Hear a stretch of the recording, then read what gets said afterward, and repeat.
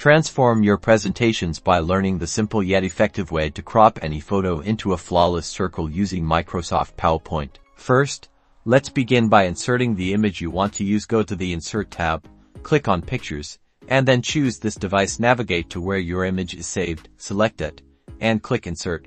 Once your image is on the slide, click on it to select it. This will bring up new contextual tabs in the ribbon, specifically the Picture Format tab.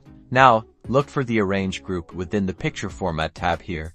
You'll find the Crop button. However, we don't want to just crop. We want to crop to a shape, so click on the small drop-down arrow directly below the Crop button.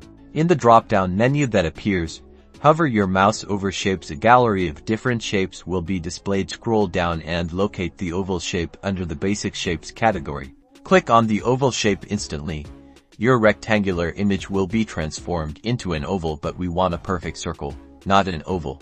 To get a perfect circle, we need to access the Crop Tool's aspect ratio option. With the image still selected, click the Crop button again, but this time, click the small drop-down arrow beneath it once more. This time, when the drop-down appears, hover over aspect ratio. You'll see different ratio options for a circle. We need to choose the 11 aspect ratio. Click on the 11 option.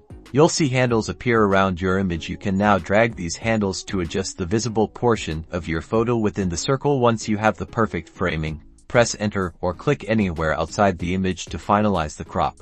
And there you have it. Your photo is now beautifully cropped into a circle. You can resize this circular image just like any other object in PowerPoint, making it a versatile design element for your presentations. Experiment with different images and see how this simple technique can elevate the visual appeal and professionalism of your entire presentation. Create stunning presentations.